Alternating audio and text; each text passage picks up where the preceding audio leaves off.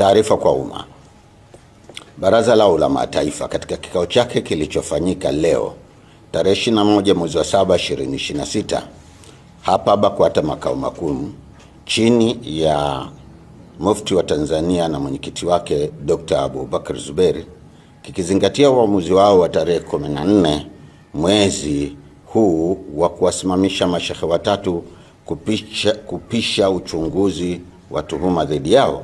Mufti wa Tanzania, baada ya kushauriana na baraza lake la ulama na kwa kuzingatia madaraka yake kikatiba ibara 84 ndani ya mabano 17 ya katiba BAKWATA ya mwaka 1999 toleo la 2018, ameunda tume kuchunguza tuhuma zote zinazowakabili mashehe hao husika.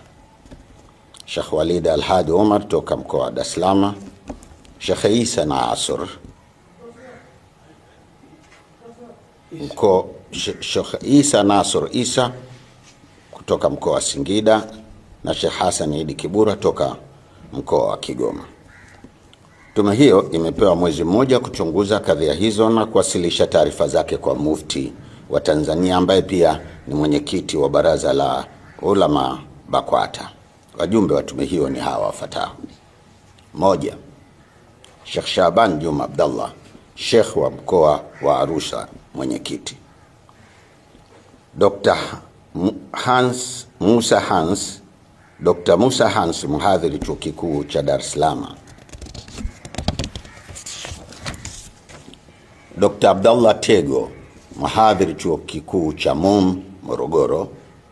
Wakili Ummi Aziz Kheri, mwanasheria. Mwalimu Ali Abdallah Ali, mkurugenzi wa elimu BAKWATA.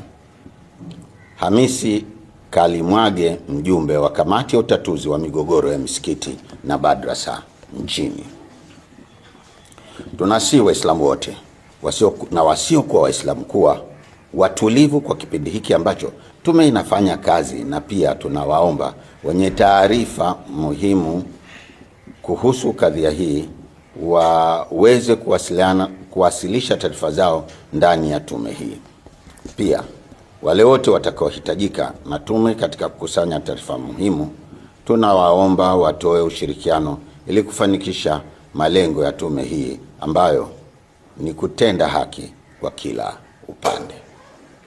Tunamwomba Mwenyezi Mungu atuwezeshe katika jambo hili la kheri. Wabillahi tawfik. Hassan Said Chizenga, katibu wa Baraza la Ulama na msemaji wa Mufti.